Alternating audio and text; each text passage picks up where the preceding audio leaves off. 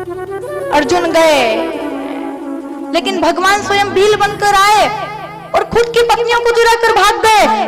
मानो भगवान ये दिखाना चाहते हैं, भगवान ये दिखाना चाहते हैं कि अर्जुन, ये गांडीव भी मेरी कृपा के बिना कुछ नहीं कर सकता है? अब सब लोग ये देख रहे हैं आकाश मंडप से कि भगवान कहाँ जाते हैं, है? सभी के देखते देखते भगवान भी देख रहे हैं कि देवता लोग निगरानी कर रहे हैं कि मैं कहाँ जाता हूँ। सभी के देखते देखते आज मेरे भगवान अंतर ध्यान हुए। बोले कृष्ण कन्हैया लाल की। किसी को नहीं दिखे कहाँ गए, किसी को नहीं पता। मेरे प्रभु ने सूक्ष्म रूप लिया और सूक्ष्म रूप से भागवत में प्रवेश कर गए। बोले भागवत महापुराण की। भागवत में प्रवेश किया। जिस प्रकार दूध के अंदर घी है परंतु दिखाई नहीं देता है? दूध के अंदर घी है, दिखाई नहीं देता। अग्नि से मथना पड़ेगा, पहले मलाई निकालनी पड़ेगी, उसके बाद में घी बाहर आएगा। मलाई को गर्म करना पड़ेगा, अग्नि से मथना पड़ेगा, तब जाकर के घी बाहर आएगा।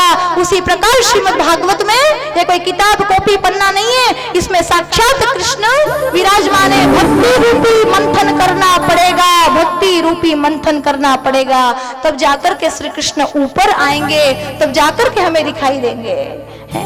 तब हमें दर्शन होगा, ऐसे दर्शन नहीं होगा।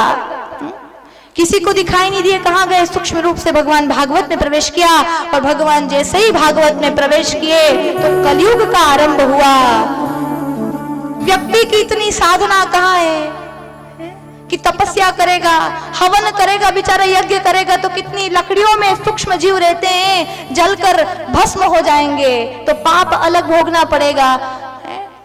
सतयुग में, त्रेता में, द्वापर में तो व्यक्ति को तपस्या करनी पड़ती थी, यज्ञ करना पड़ता था, तब भगवान की कृपा प्राप्त होती थी। लेकिन कलयुग तो इतना अच्छा है, कलयुग सबसे बड़ा है?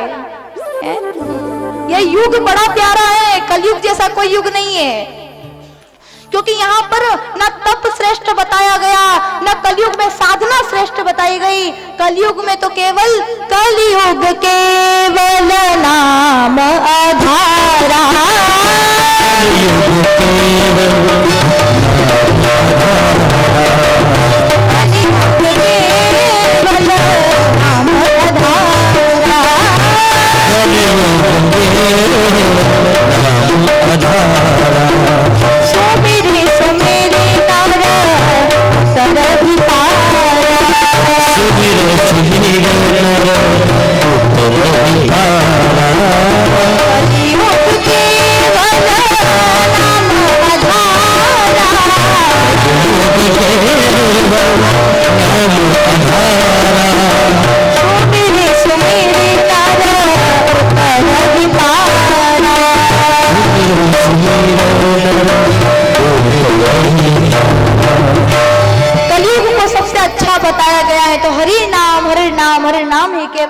कि यहाँ पर तो बस भगवान का नाम लेने से ही भगवान खुश हो जाते। न यज्ञ की जरूरत है, न तपस्या की जरूरत है, न अनुष्ठान की जरूरत है। जीवा से बस राम राम निकल जाए ना, ये सबसे बड़ा यज्ञ कलयुग में सिर्फ राम नाम।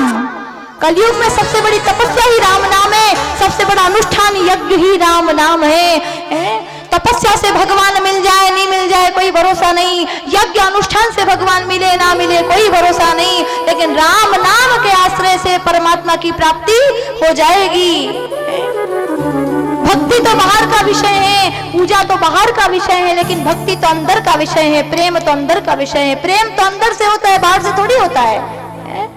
प्रेम अंदर का विषय है, पूजा तो बाहर का विषय है। इसलिए भगवान से प्रेम करो और परमात्मा की कृपा को हम प्राप्त कर सकते हैं। सुखदेव जी ने पूछा कि परीक्षित बताओ तुम मरोगे, कि ये बताओ कि तुम मरोगे, मरोगे कि नहीं मरोगे, इतना बताओ। तुमने सही उत्तर दे दिया तो मैं समझ जाऊंगा कि तुमने कथा सुनी है। परीक्षित जी ने कहा कि गुरुदेव मेरा तो जन्म ही नहीं हुआ तो मैं मरूंगा कैसे, मैं तो आत्मा हूं।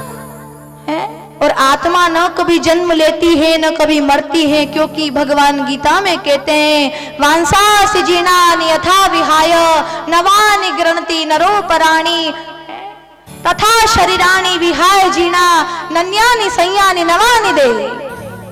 पुराने कपड़ों को खोल करके हम नए वस्त्र पहन लेते हैं, इसी प्रकार ये जीवात्मा एक शरीर से दूसरे शरीर को प्राप्त होती है।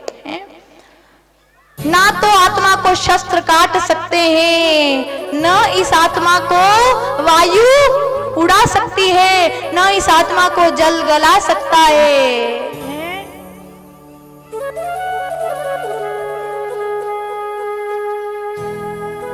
इस आत्मा का कोई बाल बाका नहीं कर सकता।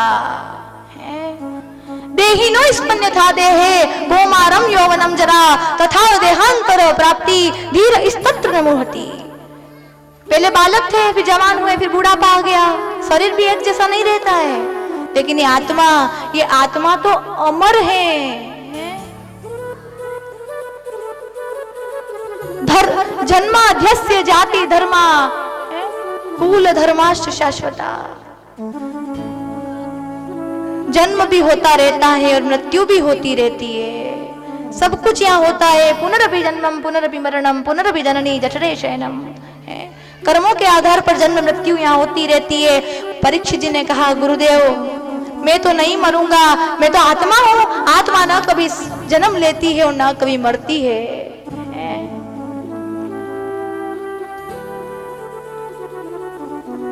न कभी मरती है। सुखदेव जी समझ गए कि बस परीक्षित, बस अब मैं समझ चुका हूँ कि तुमने कथा सुन ली।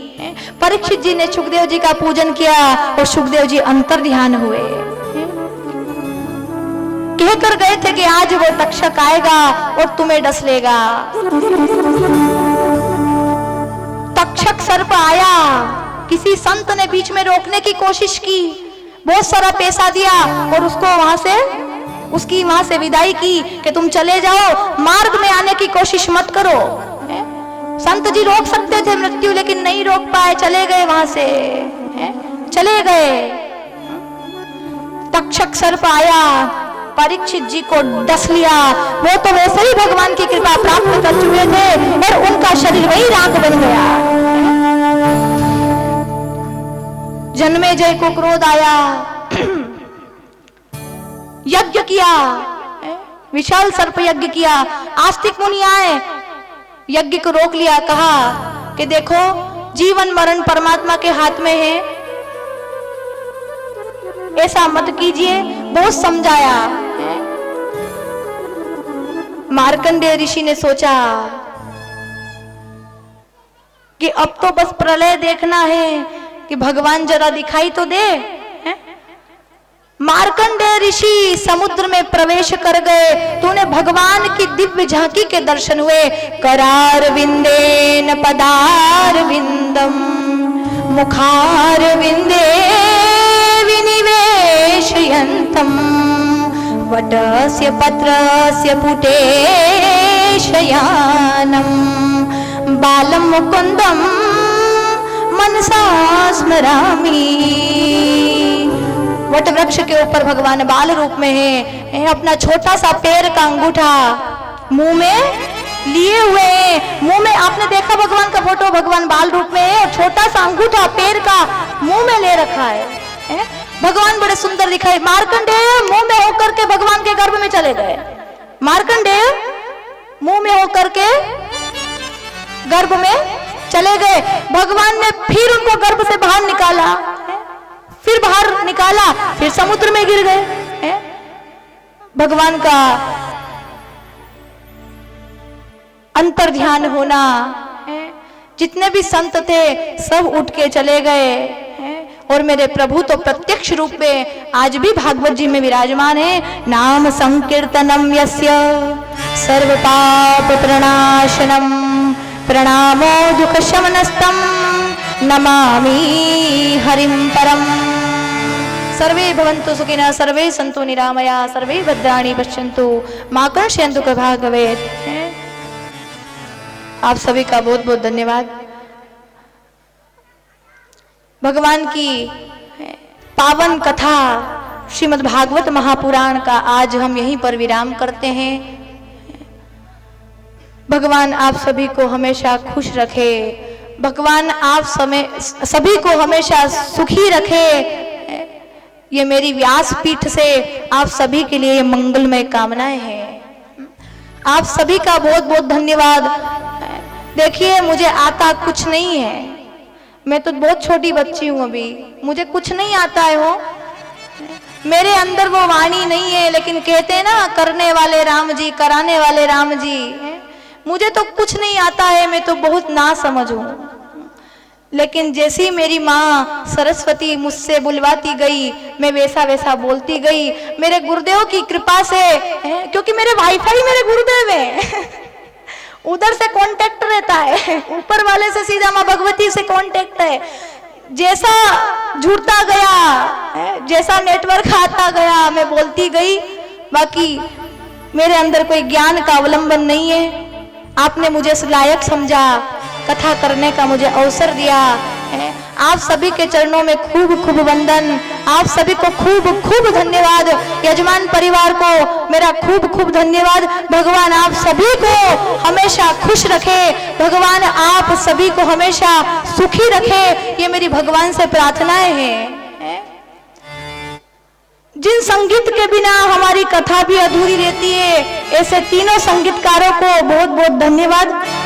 आप हमेशा मेरे साथ रहते हैं, मेरे साथ मेरी कथा में सहयोगी बनते हैं। संगीतकारों को बहुत बहुत धन्यवाद। यूट्यूब पर लाइव चला रहे हमारे भैया जी, आपको भी दोनों को खूब खूब धन्यवाद। भगवान आप सभी का कल्याण करे, भगवान आप सभी को खुश रखे। आचार्य जी आपको भी खूब खूब वंदन। यहाँ सब जितने भी पंडित जी विराजमान हैं, आप सभी को खूब खूब वंदन है। जितने भी यहाँ पब्लिक बैठी हुई है, आप सभी के लिए भगवान से मंगल में प्रार्थनाएं करती हूँ। भगवान आप सभी को खुश रखे।